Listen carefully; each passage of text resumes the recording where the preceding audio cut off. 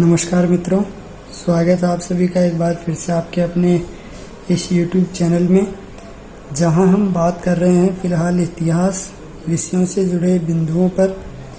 और इन बिंदुओं में हमने कई सारे बिंदुओं को देखा भी, पढ़ा भी, उनके बारे में जाना भी।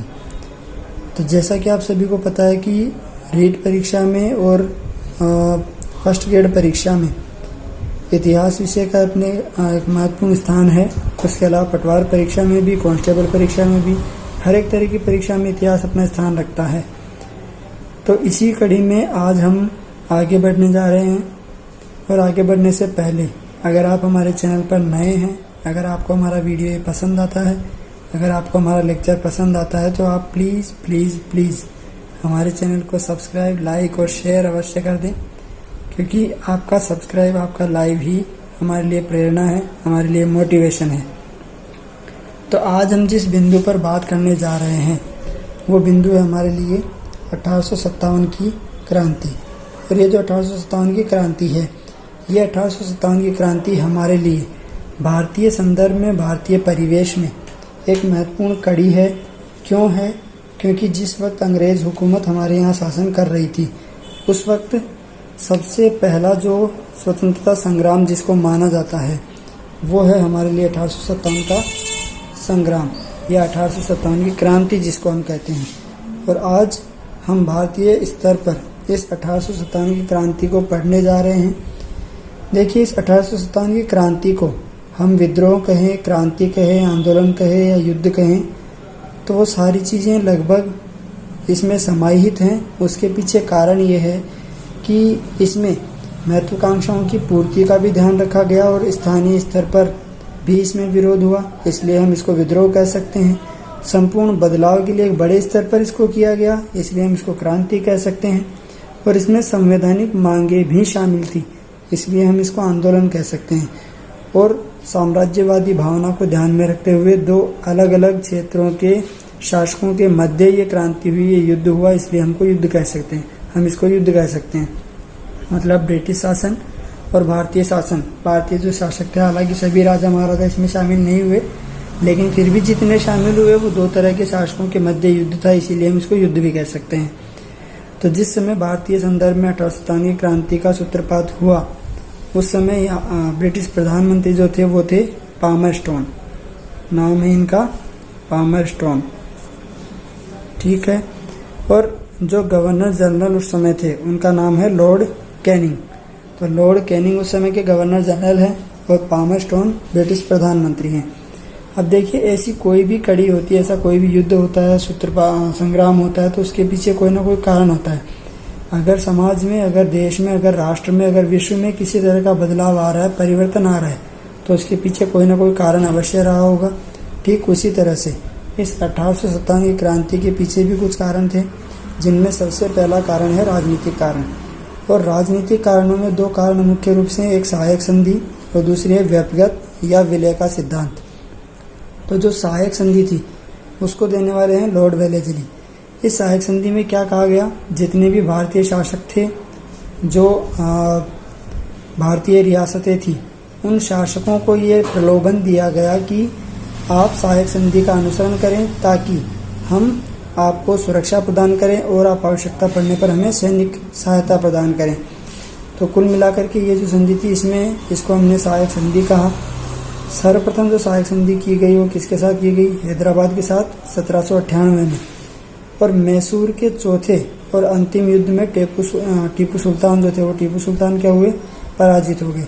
यानी मैसूर ने जब इसका विद्रोह किया सहायक संधि का, तो जो चौथे और अंतिम सुल्तान थे, टीपू सुल्तान, वो इस युद्ध में पराजित हो गए। तंजौर, सूरत, कर्नाटक भी इस संधि में शामिल थे। यानी इस संधि में, सहायक संधि की जो हम बात कर रहे हैं, उस संधि में बहुत सारे देशी रियासतें जो थी वो शामिल हो चुकी थी और कुछ थी जो विरोध कर रही थी।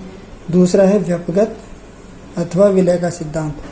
व्यक्तिगत अथवा विलय का सिद्धांत क्या है कि जिन शासकों के पास अपनी कोई संतान नहीं होगी, उनकी रियासत को, उनके शासन को डलहौजी नीति के तहत अंग्रेजी शासन में मिला लिया जाएगा। और इस कड़ी में सर्वप्रथम जिस रियासत को अंग्रेज़ों ने हथियाया वो थी सतारा, उसके बाद जैतपुर, फिर संबलपुर, उस पश्चात बघाट, फिर उदयपुर, झांसी और नागपुर। इस प्रकार ये कुछ रियासतें थी जो अंग्रेजी हुकूमत के अधीन आ गई। और कुप्रबंधन के आधार पर, यानी इसमें जो था व्यक्तिगत और विलय का सिद्धांत, इसमें कुप्रबंधन के आधार पर, यानी ये कह करके कि आपका प्रबंधन, आपका मैनेजमेंट सही ढंग से नहीं है, यानी आप जो प्रशासन कर रहे हैं वो अच्छा नहीं है, सुनियोजित नहीं है। इस आधार पर अवध को क्या कर लिया गया, अवध के जो वाजिद अली शाह थे उनको हटा दिया गया और इस अवध को अंग्रेजी शासन में मिला लिया गया। फिर दूसरे कारण की तरफ हम चलते हैं, तो दूसरा कारण था आर्थिक कारण, क्योंकि किसी भी तरह की क्रांति या युद्ध के लिए सैनिक कारण, राजनीतिक कारण, आर्थिक कारण, सामाजिक कारण, ये सारे कारण उत्तरदायी होते हैं। तो इसमें दूसरा जो कारण था वो था आर्थिक कारण। और इस आर्थिक कारण में एक था स्थायी बंदोबस्त, यानी ये जो कुछ नीतियां हैं जो अंग्रेज सरकार के द्वारा लागू की गई, उनमें सबसे पहला है स्थायी बंदोबस्त। स्थायी बंदोबस्त क्या था? लॉर्ड कॉर्नवालिस के द्वारा प्रारंभ की गई एक योजना मान लीजिए या एक प्रक्रिया मान लीजिए, जिसमें क्या कहा गया कि राजस्व का 10 बटा भाग निश्चित कर दिया गया, यानी जो भी उपज होगी उसमें निश्चित तौर पर आपको 10 बटा 11 भाग कर के रूप में अंग्रेजों को देना होगा, भले ही उपज हो अथवा ना हो। ऐसे ही दूसरी प्रथा थी रैयतवाड़ी प्रथा। इसमें क्या था कि उपज का तीसरा भाग, मान लीजिए अगर 90% हुआ है तो 90% का तीसरा भाग आपको कर के रूप में देना होगा। 90 किलो अगर अनाज उत्पादन हुआ है तो उसका तीसरा भाग आपको कर के रूप में देना होगा। और इसको लाने वाले कौन थे? Colonel read. कर्नल रीड जो है उन्होंने सबसे पहले 12 महल जिले में इस व्यवस्था को लागू किया, इस प्रथा को लागू किया। तीसरी जो प्रथा थी उस समय शुरू की गई वो थी महलवाड़ी प्रथा। अब इस महलवाड़ी प्रथा में क्या था कि कर की इकाई महल या ग्राम को मान लिया गया। महल या ग्राम मतलब जैसे आज हम जिला, फिर ग्राम स्तर पर, जिला स्तर पर, ब्लॉक स्तर पर, राज्य स्तर पर, इस तरह से हम बांट कर रखते हैं। ठीक उसी तरह से कर की इकाई क्या मान लिया गया? महल या ग्राम को। इसको लाने वाले कौन थे? Lord Mackenzie. तो कुल मिलाकर के ये जो आर्थिक कारण थे, इनकी वजह से भी जनता में विद्रोह की भावना पूर्ण रूप से उपज चुकी थी, भर चुकी थी, क्योंकि इस व्यवस्था से जितने भी भारतीय कृषक वगैरह थे, जो भी भारतीय लोग थे, वो पिस रहे थे। एक तरह से उनका शोषण बहुत बड़े स्तर पर होने लग गया था। और तीसरा जो कारण है वो है सामाजिक अथवा धार्मिक कारण। अब सामाजिक और धार्मिक कारण क्या था कि जो जातीय भेदभाव था, यानी जातीय भेदभाव का मतलब ऊंच नीच का भेदभाव, इसको ध्यान में रखते हुए अंग्रेज अधिकारी क्या करते थे कि जितने भी उच्च पद होते थे अंग्रेज सरकार के अधीन, उसमें केवल अंग्रेजों की नियुक्ति करते थे, भारतीयों की नहीं। दूसरा, ईसाई मिशनरियों की स्थापना की गई, ईसाई धर्म का प्रचार किया गया और भारतीय लोगों को प्रलोभन दिया गया। प्रलोभन क्या दिया गया कि अगर आप ईसाई धर्म का अनुसरण कर लेते हैं, अगर आप ईसाई धर्म को अपना लेते हैं तो आपको उच्च पद दिए जाएंगे, तो आपको आपकी जो सजा होगी उसको कम कर दिया जाएगा। ऐसे प्रलोभन दिए गए ताकि आप धर्म परिवर्तन कर लें और हिंदू या मुस्लिम जो भी धर्म आपका है उससे आप ईसाई धर्म को अपना लें। फिर कुछ सामाजिक सुधार भी थे, जैसे कुछ कुरीतियाँ थी जो भारतीय समाज का अंग बन चुकी थी, यानी एक तरह से उसको धार्मिक प्रवृत्ति मान लिया जाने लगा था और उन प्रवृत्तियों में परिवर्तन आने लगा था इस धार्मिक सामाजिक सुधार की वजह से। जैसे सती प्रथा पर रोक का कानून विलियम बेंटिक के द्वारा, धार्मिक अयोग्यता अधिनियम। धार्मिक अयोग्यता अधिनियम क्या था कि भारतीयों को प्रलोभन दिया गया कि जितने भी ईसाई धर्म को ग्रहण करने वाले भारतीय हैं उनको पैतृक संपत्ति से वंचित नहीं किया जाएगा। ऐसा धार्मिक अयोग्यता अधिनियम यहाँ लाया गया। और विधवा पुनर्विवाह कानून, जो महिलाएं विधवा हो चुकी हैं उनको फिर से विवाह करने की अनुमति, स्वतंत्रता प्रदान की जाए, ऐसा इस कानून में कहा गया।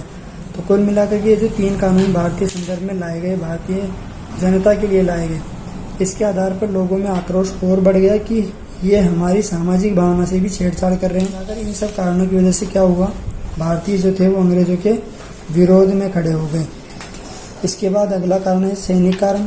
इन सैनिक कारणों में सबसे पहले सैनिक कारणों में हम देखते हैं एनफील्ड का प्रयोग। एनफील्ड मतलब एनफील्ड राइफल का। तो जो एनफील्ड राइफल थी उसके बारे में ऐसा कहा जा रहा था कि इसमें चर्बी वाले कारतूसों का उपयोग किया जाएगा। और चर्बी वाले कारतूसों के बारे में ऐसी परंपरा, ऐसी धारणा बन गई थी भारतीय सैनिकों की कि इसमें सूअर और गाय की चर्बी लगी हुई है। तो जब इस गोली का, इस कारतूस का उपयोग करना होता था तब उसको दांत से काटना पड़ता था। और इसी चीज़ से घबरा करके या इसी बात से परेशान होकर के कि इस प्रकार हमारा धर्म भ्रष्ट हो जाएगा, भारतीय सैनिकों ने अंग्रेज़ों का विरोध किया या उन्होंने इन एनफील्ड राइफलों का प्रयोग करने से इनकार कर दिया। अच्छा, एक नाम आता है हेनरी हॉर्डिंग।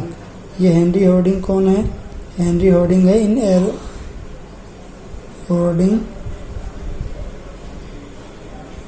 इन एनफील्ड राइफलों का आविष्कार करने वाले, यानी इनके आविष्कारक हैं। और इसी कारण से, यानी जो चर्बी वाले कारतूस प्रयोग में लिए जा रहे थे, जो भारतीय सैनिकों और अंग्रेज सैनिकों के बीच भेदभाव किया जा रहा था, उससे परेशान होकर के 19वीं जो इन्फेंट्री है, नेटिव इन्फेंट्री बुरहानपुर की, उन्होंने इस एनफील्ड राइफल का प्रयोग करने से मना कर दिया। ठीक इसी तरह से 29 मार्च को 34वीं नेटिव इन्फेंट्री बैरकपुर की, उसका एक सैनिक है मंगल पांडे ने क्या किया, वहाँ के एक सैन्य अधिकारी बोग की हत्या कर दी और इसके कारण मंगल पांडे को फांसी दे दी गई। फिर 10 मई 1857 को मेरठ की 20वीं नेटिव इन्फेंट्री में क्या हुआ, अंग्रेज सैनिकों ने खुली बगावत कर दी और यहीं से क्या हुआ, क्रांति का सूत्रपात। यानी इन सैनिकों के द्वारा जो विद्रोह किया गया, जो विरोध किया गया, उससे सबसे शीर्ष स्तर पर क्रांति का सूत्रपात हुआ। यानी लोगों में क्रांति की भावना तो थी ही, लेकिन उसको प्रारूप या उसको उस चिंगारी को हवा कैसे मिली, इन सैनिक कारणों की वजह से, सैनिक विद्रोहों की वजह से। इसमें सबसे पहली चीज़ आती है बहादुर शाह को मुगल सम्राट घोषित करना।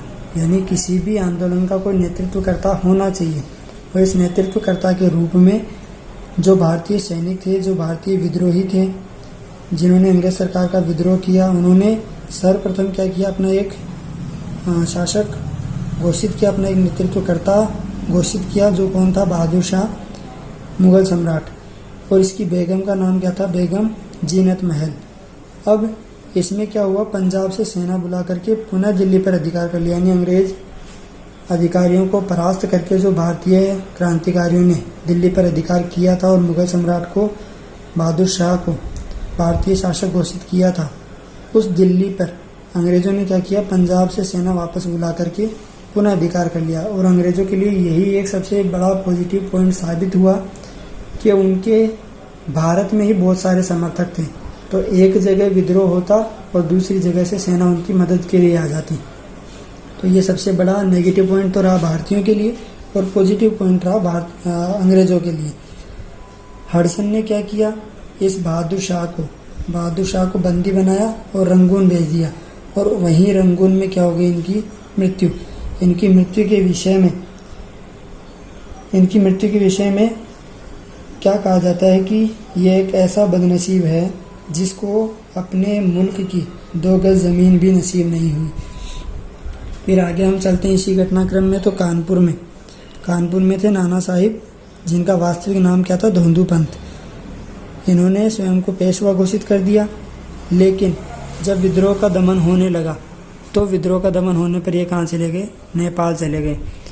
इस कड़ी में नाना साहिब का जो सहयोग करने वाले व्यक्ति थे, वो कौन थे, तात्या टोपे। और तात्या टोपे का वास्तविक नाम क्या था, रामचंद्र पांडुरंग। तात्या टोपे ही वो व्यक्ति थे जिन्होंने नाना साहिब की सहायता की, और तात्या टोपे ही वो व्यक्ति थे जिन्होंने लक्ष्मीबाई की सहायता की। तात्या टोपे ने नाना साहिब की सहायता करने के बाद ग्वालियर का रुख कर लिया, और वहाँ जाकर के, यानी ग्वालियर में जाकर के रानी लक्ष्मीबाई की सहायता की। लेकिन जनरल ह्यू रोज नाम का एक जो अंग्रेज अधिकारी था, उससे युद्ध करते हुए रानी लक्ष्मीबाई क्या वीरगति को प्राप्त हो गई। इसके बाद अंग्रेज अधिकारी के द्वारा लक्ष्मीबाई को वीरगति प्राप्त हो जाने के बाद सिंधिया सामंत हैं, उन्होंने तात्या टोपे को अंग्रेज़ों के अधीन कर दिया, यानी अंग्रेज़ों को पकड़वा दिया, और अंग्रेज़ों ने क्या किया, शिवपुरी में तात्या टोपे को फांसी दे दी। इसके बाद हम चलते हैं अवध के विद्रोह की तरफ। ये जो था कानपुर का विद्रोह नाना साहिब के द्वारा, उसके बाद हम चलते हैं कानपुर के बाद झांसी, और झांसी के बाद अवध। तो अवध का जो विद्रोह था, अवध को पहली चीज़ तो बंगाल आर्मी की नर्सरी कहा जाता था। इसका कारण क्या कि जो बंगाल आर्मी थी, उस बंगाल आर्मी में सबसे ज़्यादा सैनिक अगर कहीं से थे तो वो कहाँ से थे? अवध से। इसीलिए बंगाल आर्मी को बंगाल आर्मी की नर्सरी कहा जाता था अवध को। तो अवध में जो नेतृत्व करता थी वो कौन थी? बेगम हजरत महल। इनको महक परी के नाम से भी जाना जाता है। नाना साहिब की तरह ही ये भी नेपाल चली गई और वहाँ उनकी गुमनामी में ही मृत्यु हो गई। अब इन सारे विद्रोहों के बाद इसका कुछ परिणाम भी निकल कर सामने आया होगा, तो वो सकारात्मक था, नकारात्मक था, क्योंकि किसी भी तरह के परिवर्तन के लिए उठाई गई आवाज़ या जो विद्रोह शुरू किया जाता है या जो क्रांति की जाती है उसका कोई ना कोई परिणाम होता है। जो कारण होंगे तो कारणों की वजह से कुछ क्रिया होगी और क्रिया की वजह से प्रतिक्रिया या परिणाम भी होंगे। तो यहाँ सबसे पहला जो परिणाम निकल करके सामने आया वो क्या कि अंग्रेज कंपनी का शासन छीन करके, यानी ईस्ट इंडिया कंपनी का शासन जो है वो अब भारतीय स्तर पर किसको दे दिया गया? रानी विक्टोरिया के हाथों में, यानी ब्रिटिश क्राउन के हाथों में। तो आप महारानी के हाथों में कह लीजिए या ब्रिटिश क्राउन कह लीजिए।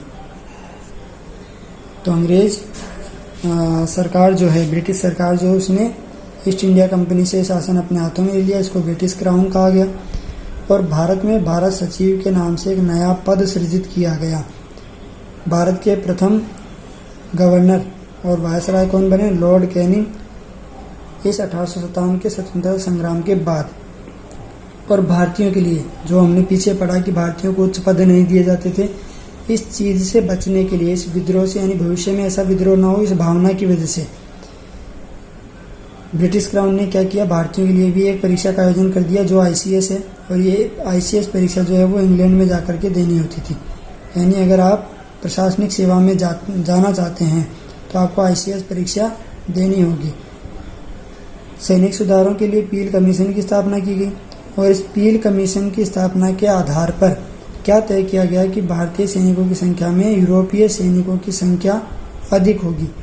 यानी अगर भविष्य में ऐसा कोई विद्रोह होता है, हालांकि भारतीय शासकों में बहुत सारे शासक ऐसे थे जो अंग्रेजी सेना का समर्थन कर रहे थे, अंग्रेजों का समर्थन कर रहे थे, लेकिन फिर भी भारतीयों ने कड़ी टक्कर अंग्रेजों को दी। इस बात से घबरा करके अंग्रेजों ने क्या कर दिया? यूरोपीय सैनिकों की संख्या में वृद्धि कर दी, ताकि भविष्य में अगर ऐसा हो तो भारतीयों की तुलना में अंग्रेज अधिकारी अपना वर्चस्व कायम रख सकें।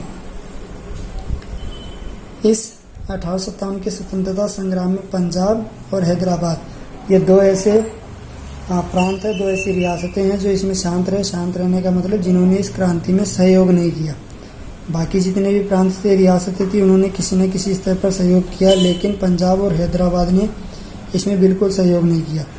और इस क्रांति पर 2 पुस्तकें भी लिखी गई। एक पुस्तक है सैयद अहमद खान के द्वारा an essay on the causes of the Indian revolt, यानी भारतीय संग्राम के ऊपर एक निबंध या उसके कारणों पर एक निबंध, किसके द्वारा? सैयद अहमद खान के द्वारा। और एक पुस्तक है VD सावरकर के द्वारा जिसका नाम है the Indian war of independence, स्वतंत्रता प्राप्ति के लिए प्रथम युद्ध। तो इस प्रकार से हमने देखा कि भारतीय संदर्भ में 1857 की क्रांति का क्या महत्व था, उसके पीछे कारण क्या थे, उसके लिए उत्तरदायी क्या क्या कारण थे, उसमें सहयोग करने वाले कौन व्यक्ति थे या सहयोग करने वाले कौन थे, और इसके साथ ही उसका परिणाम क्या निकला।